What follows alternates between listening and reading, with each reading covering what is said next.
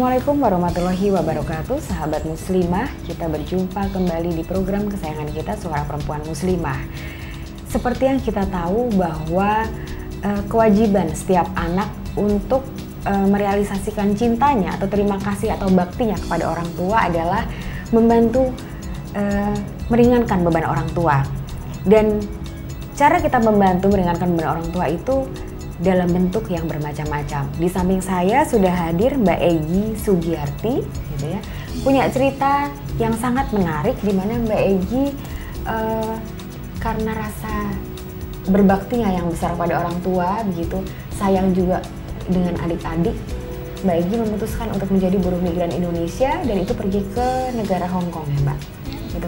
Sebelum kita bicara tentang Hong Kongnya, sebelum kita bicara tentang ada apa sih di Hong Kong sana dan apa yang dialami Mbak Egy, gitu ya, Mbak Egy ini apa sih waktu itu yang terjadi di dalam keluarga Mbak Egy sampai Mbak Egy memutuskan untuk pergi ke Hong Kong menjadi buruh migran? Iya, ceritanya sebenarnya panjang gitu ya Mbak. Singkat saja Mbak. Iya, waktu itu saya 5 bersaudara. Ada kakak, ada adik. Nah, semuanya itu besarnya itu bareng, Mbak. Besar semuanya. Jadi apa namanya? Perbedaan usianya tidak jauh gitu ya? Iya, karena besar berbarengan gitu. Waktu itu saya SMA, adik juga SMA, SMP. Nah, setelah saya selesai SMA, otomatis saya kuliah. Adik-adik juga mengikuti. Nah, selesai kuliah, saya ditanyain sama bapak sama ibu, Duk, adik-adikmu kan banyak, mereka juga membutuhkan biaya untuk meneruskannya. Nah, sementara bapak kan penghasilannya per bulan hanya berapa ribu waktu itu.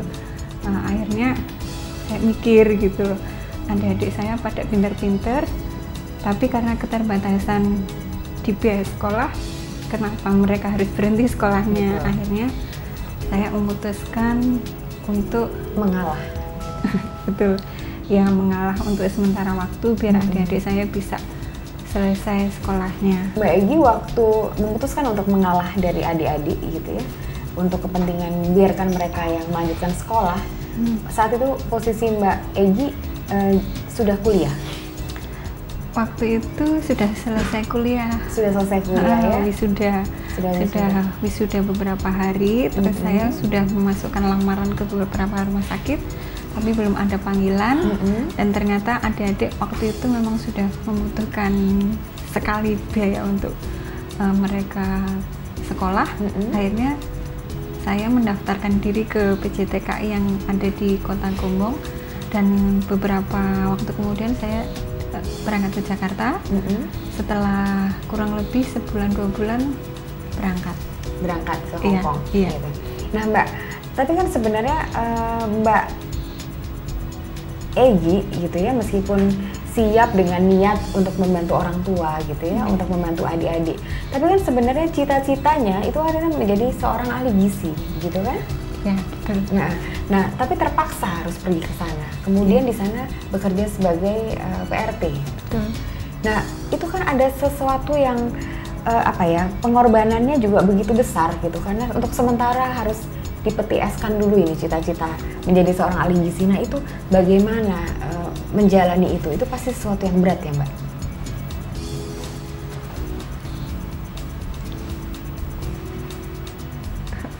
Bagi saya itu satu hal yang berat, karena memang itu cita-cita saya untuk menjadi seorang tenaga kesehatan, bukan sebagai ahli gizi saja, karena saya ingin sekali untuk membantu orang tua, membantu masyarakat di sekitar. Karena pengalaman saya waktu itu, kenapa saya memilih sekolah itu, karena saya melihat waktu ibu saya dirawat di rumah sakit. Nah, dia memang membutuhkan sekali orang yang mau care, mau yang berempati dengan sakitnya, seperti itu. Jadi pilihan saya bekerja di luar negeri menjadi seorang PRT itu satu hal yang kontras sekali. Bertolak belakang. Ya, karena di satu sisi saya juga ingin bahwa saya seorang yang punya ilmu tentang gizi, tapi itu karena kebutuhan sehingga saya tidak bisa menjadi sosok yang saya cita-citakan sebelumnya. Dan saya menjadi seorang PRT yang mungkin dalam pikiran banyak orang itu satu pekerjaan yang sangat rendah gitu. Dan biasanya menjadi seorang PRT itu tanpa bersekolah tinggi pun itu sudah bisa seperti itu ya. Jadi awal dalam mulai bekerja beberapa bulan itu saya merasa bebannya berat sekali, tapi setelah kurang lebih setengah tahun saya berusaha ya memang ini satu hal yang harus saya lalui untuk proses bagaimana saya membantu keluarga saya seperti itu. Oke.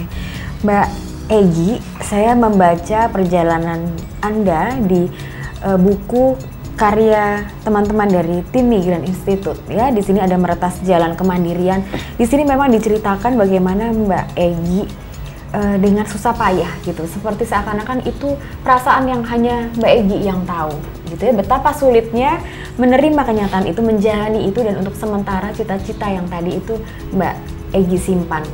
Tapi di situ terlihat ada semangat gitu ya Mbak, dan sepertinya penyesuaian itu tadi Mbak Egy akhirnya mampu tidak hanya menolong orang tua, tidak hanya menolong adik-adik, tapi di sana Mbak Egy bekerja dengan baik, begitu ya, melayani keluarga itu juga dengan baik. Kemudian akhirnya, alhamdulillah, tempat di mana Mbak Egy bekerja juga mereka menerima Mbak Egy juga dengan baik, begitu ya.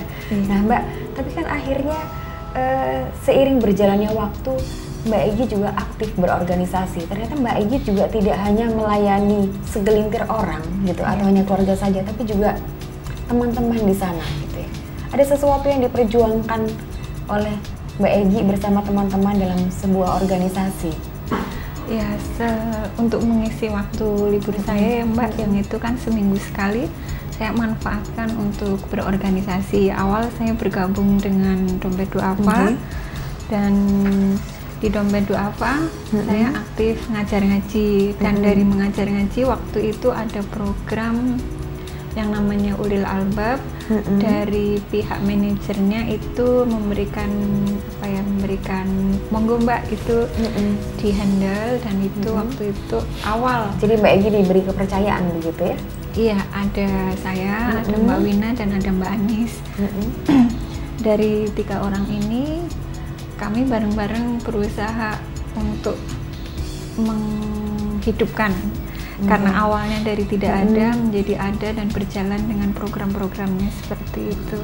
Nah Mbak Egy, itu kan mungkin itu adalah langkah awal Mbak Egy merasa ternyata peranan Mbak Egy yang berangkat ke jauh-jauh tadi sedemikian rela untuk sebentar saja sejenak meninggalkan cita-cita Mbak Egy yang mungkin untuk sebagian orang hanya sebagai seorang pembantu rumah tangga gitu, tapi ternyata punya sebuah karya juga di bidang lain yang Mbak Egy tidak membayangkan ya gitu di organisasi tersebut gitu. Mbak Egy bisa cerita apa yang dilakukan Mbak Egy di sana? Kalau di Ulil Albab itu kan kita bentuk satu kelompok gitu ya Mbak. Jadi kelompok itu kelompok orang-orang yang berilmu ini dalam artian ilmu tentang agama. Jadi kami yang ada di dalam kelompok Ulil Albab itu kita ngajar ngaji, selain itu juga memberikan ceramah ke teman-teman ya, teman-teman yang karena mereka banyak mempunyai kegiatan ngumpul setiap minggunya, kadang mereka menginginkan adanya siraman rohani. Nah, dari teman-teman perkumpulan teman itu mereka kadang minta, Mbak Egy tolong minggu besok kita diberi jadwal seperti itu. Jadi minggu itu sudah ada jadwal untuk ngisi pengajian di kelompok A, B, C seperti itu. Mbak Egy, kita rehat sejenak gitu ya. Dan sahabat muslimah, ada juga cerita yang menarik karena Mbak Egy ini ternyata juga senang sekali akan motivasi yang disampaikan oleh para motivator yang datang ke Hong Kong. Saat lagi bersama kami di program Suara Perempuan Muslimah.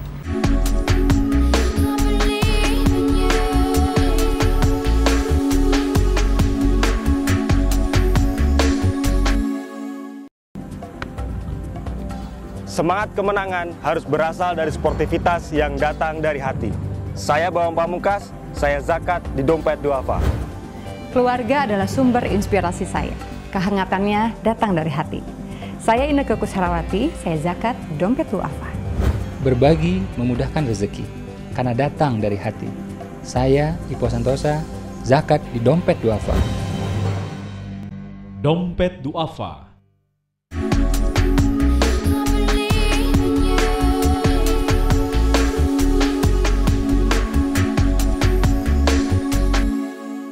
Sahabat muslimah, seperti cerita tadi dari Mbak Egi bahwa sejak bergabung di Dompet Duafa Hong Kong ya Mbak ya, waktu libur Mbak Egi dihabiskan untuk hal-hal bermanfaat, begitu kan? Nah, hal yang bermanfaat selain yang dilakukan tadi membagikan ilmu agama, itu untuk teman-teman atau teman-teman yang sudah kenal atau juga yang mereka yang baru yang memang belum tahu kelompok ini? Lebih banyak yang tidak kenal gitu. Tidak kenal. Iya. Caranya Mbak Egi mendekatkan diri ke mereka bagaimana? Kita paling pendekatan personal dulu, 1, 2 orang, 3 orang. Setelah itu kita biasa ngobrol, terus kadang mereka curhat, Mbak aku ada ini, aku ada masalah keluarga. Nah dari ngobrol itu saya lebih dekat ke mereka. Jadi mereka tidak menutup diri ya Mbak ya? Tidak terus berprasangka buruk, ada apa ini, kenapa mendekati saya atau bagaimana, atau ada curiga gitu pada awalnya? Pernah tidak mereka, sebagian dari mereka bersikap begitu kepada Mbak Egi? Untuk 1-2 kali yang memang teman-teman yang kadang mereka merasa tidak membutuhkan, nah itu memang ada yang seperti itu, tapi lebih banyak yang menerima terbuka itu dan tidak ada pemikiran yang mau apa sih gitu seperti itu. Oke. Nah Mbak, selain aktif di urusan keagamaan, Mbak Egi juga paling senang kalau Dompet Duafa Hong Kong itu mendatangkan pengusaha mandiri yang sudah berhasil begitu. Itu apa sih yang membuat Mbak Egi senang? Ya, terutama karena ilmu yang akan saya dapatkan gitu loh. Itu seberapa penting untuk seorang Mbak Egi? Ya bagi saya itu penting sekali gitu loh Mbak, karena dari ilmu yang mereka dapatkan, saya mengikuti motivasinya, saya menjadi punya semangat. Kalau beliau juga bisa berhasil, kenapa saya tidak seperti itu? Jadi untuk berhasil itu kan butuh proses. Nah dalam proses itu tentu membutuhkan ilmu, dan dari ilmu yang disampaikan mereka, saya berusaha untuk menjadi seorang yang sukses. Itu jadi seperti pembekalan, dan itu dari situ Mbak Egi mendapatkan modal gitu ya? Iya, nah, begitu. Mbak, bicara soal modal, kadang kalau orang tanya gitu, modal itu pasti konotasinya adalah soal uang, gitu ya. Dari gaji yang diterima Mbak Egi, kalau tadi kan perginya adalah motifnya itu untuk membantu orang tua, mendapatkan penghasilan tambahan menabung untuk orang tua bisa menyekolahkan adik-adik. Gitu. Dari hasil yang Mbak Egi dapatkan itu, apakah jumlahnya itu sudah cukup untuk keluarga saat itu Mbak? Itu kan saya di Hong Kong kurang lebih 4 tahunan gitu loh ya Mbak.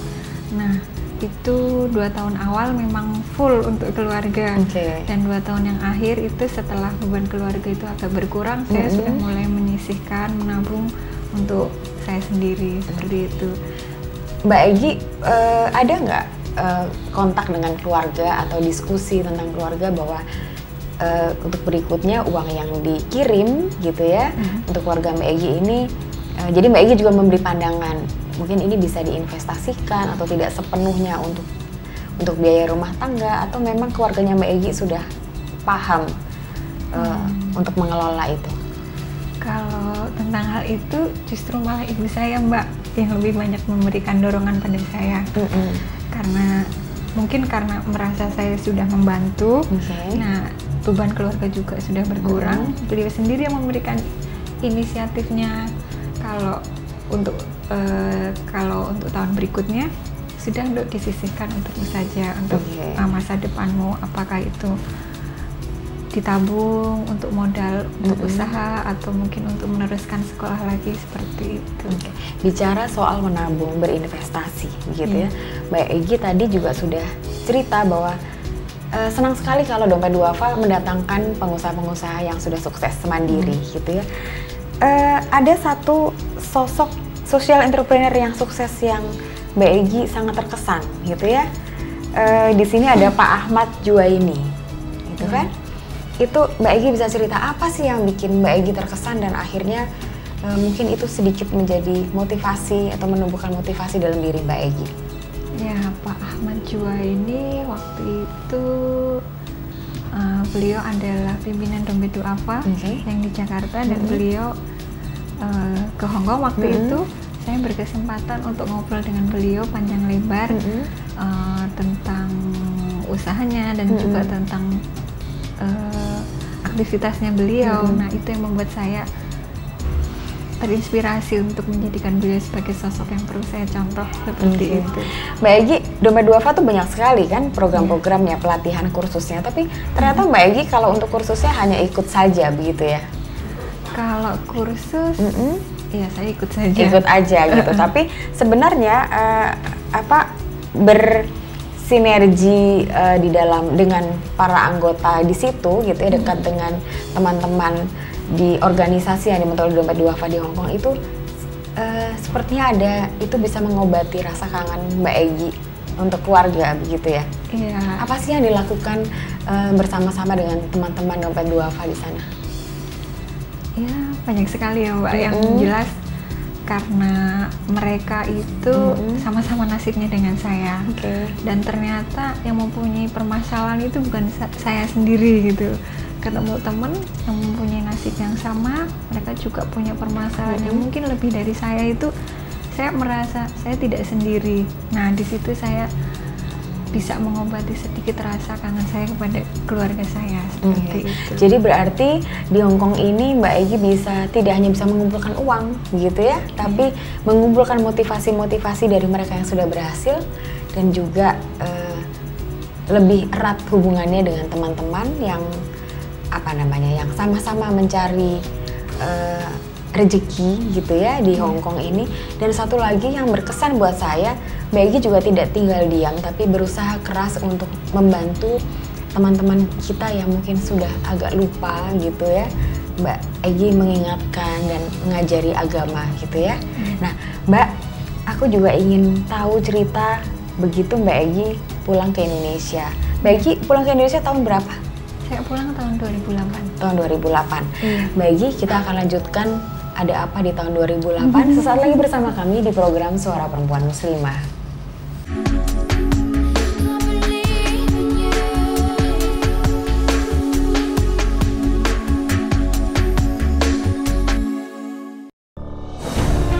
Ketika keindahan dunia merebak keselarasan, berbagi kemesraan. Ketika sejuta tangan merangkai kebahagiaan dalam kehidupan yang harmoni. Ketika zakat Anda wujudkan indahnya dunia.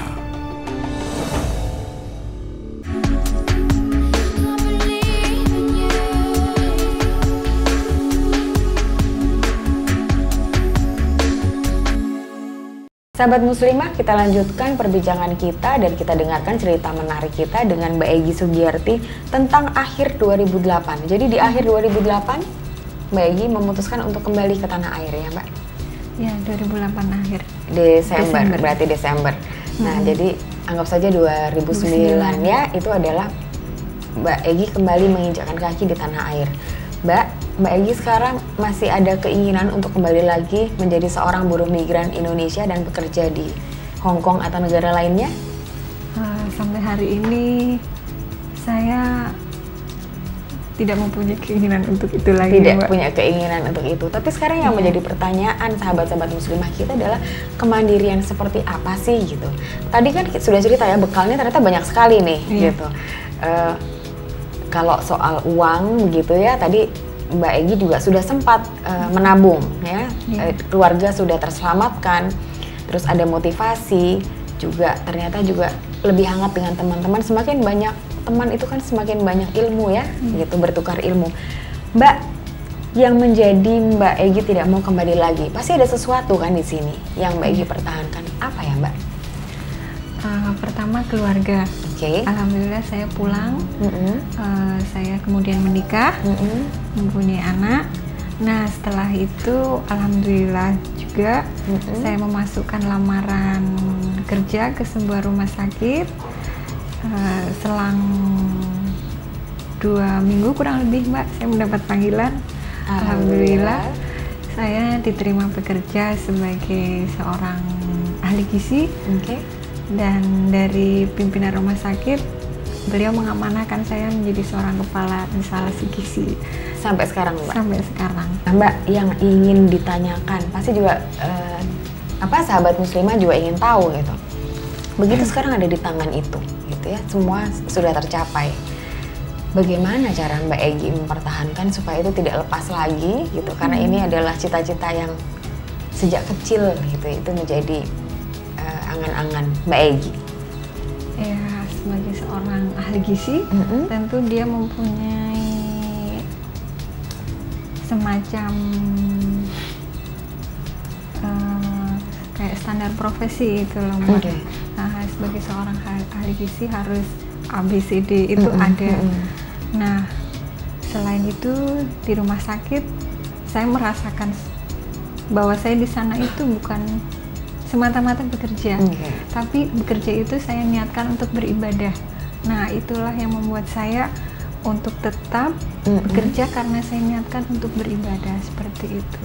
Jadi saya menikmati saja bekerja di rumah sakit karena selain beribadah, saya juga bisa membantu orang-orang, terutama orang-orang yang sakit, Mbak. Pengalaman saya di rumah sakit, mereka menjadi lebih cepat sembuhnya kalau kita lebih punya empati. Betul.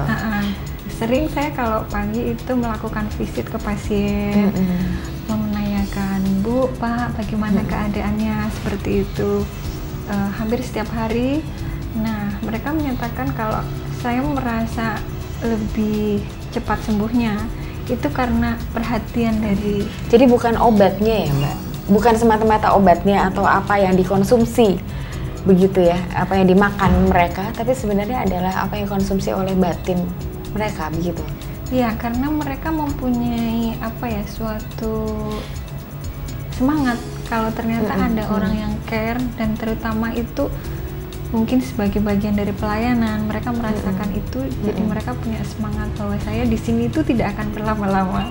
Saya di sini hanya paling sehari 2 hari, dan setelah itu saya pulang dalam keadaan sehat seperti itu.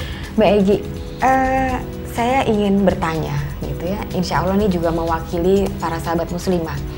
Pernah tidak terpikir dalam perenungan Mbak Egy, ya, dibalik kita bersyukur karena apa yang sudah kita seakan-akan waktu itu susah kita raih dan sekarang kita bisa meraih, itu kadang-kadang ada satu di balik rasa syukurnya ada satu perenungan. Tadi saya tertarik dengan kata-kata care. Care itu menyembuhkan, gitu. Tapi ternyata waktu itu Mbak Egy tidak cepat diberi kesempatan untuk meraih sebagai seorang ahli gizi, gitu ya, atau yang bergerak di bidang kesehatan, tapi harus melewati perjalanan panjang, melayani orang tua dulu, adik-adik, dan kemudian ada keluarga di Hong Kong yang tadinya Mbak Egy tidak kenal, gitu ya, tapi akhirnya mungkin pernah menjadi bagian dari keluarga, mereka menerima Mbak Egy. Pernah tidak terpikir bahwa berarti Allah memberikan kesempatan Mbak Egy untuk melatih atau memupuk rasa care-nya itu melewati peristiwa-peristiwa seperti itu? Ya, setelah melalui semuanya ya Mbak ya, saya memang sering merenung bahwa itulah yang harus dilalui ya Mbak. Betul. Dan itu pula yang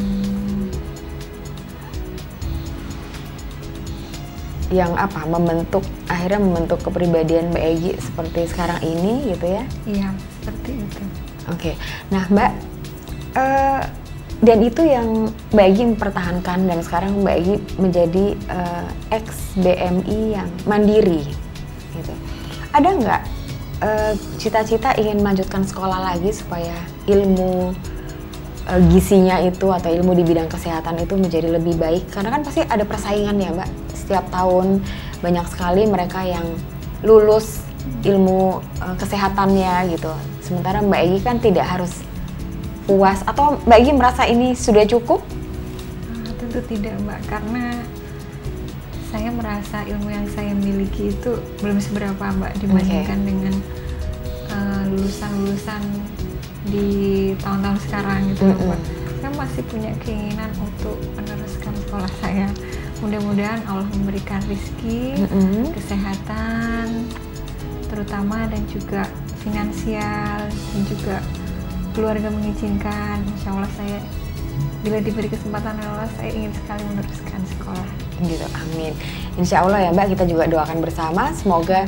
Dan karena ternyata sahabat muslimah ini bukan akhir begitu ya. Ini mungkin bisa dikatakan masih setengah perjalanan, masih ada perjalanan panjang lagi yang akan dilalui Mbak Egy. Mbak Egy, terima kasih sudah berbagi di sini dan memberikan semangat yang begitu besar bahwa ternyata apa yang kita miliki, kalau kita penuh rasa syukur, kita bisa memberikan kontribusi yang lebih banyak, tidak hanya untuk diri sendiri dan keluarga, tapi juga untuk masyarakat. Sahabat muslimah, terima kasih telah bersama kami mendengarkan cerita yang sangat inspiratif dari seorang Egy Sugiyarti, dan kita akan bertemu kembali di program Suara Perempuan Muslimah dengan episode yang tidak kalah menarik ya. Wassalamualaikum warahmatullahi wabarakatuh.